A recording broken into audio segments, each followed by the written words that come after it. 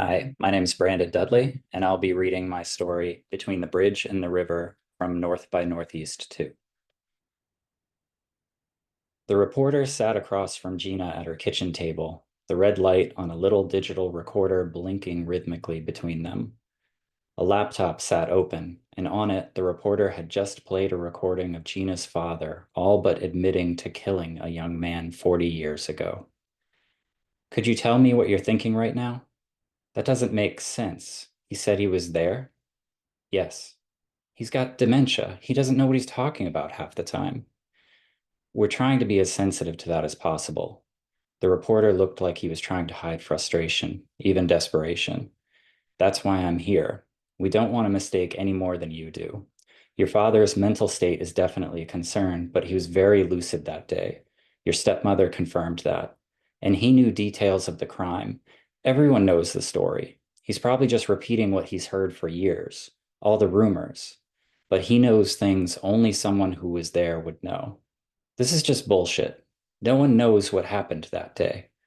The other assailant, his name was Tim Ward. The name felt like a surge of electricity crackling through Gina's body. She steadied herself. Who? The reporter paused, studying her reaction. We weren't sure if you would know him. He died in Vietnam a year after the murder.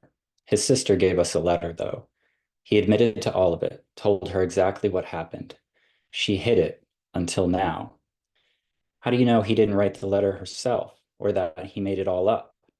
Your father knew details, all the little things they did leading up to it, even some of the things they said.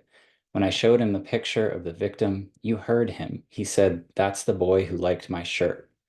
How else would he have known that detail? Some line about a shirt doesn't mean he killed anyone. This could all be fake. Maybe this woman hates us for some reason. I don't know. Gina could feel herself spinning out, grasping. We were careful, checked and double checked everything. So far, everything fits, all the details, and we found this in the police files. He slid a pair of yellowed pictures across the desk. Gina knew the top one already. Everyone did.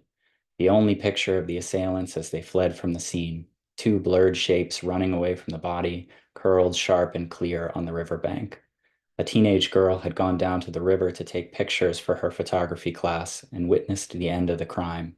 She heard shouts and looked down over the side of the bridge and saw them beating the boy. She yelled, and the murderers ran, but not before she snapped a picture. But it wasn't enough. She was so close, the focusing ring only a notch or two off, but far enough that the truth was lost somewhere in the space between the bridge and the river.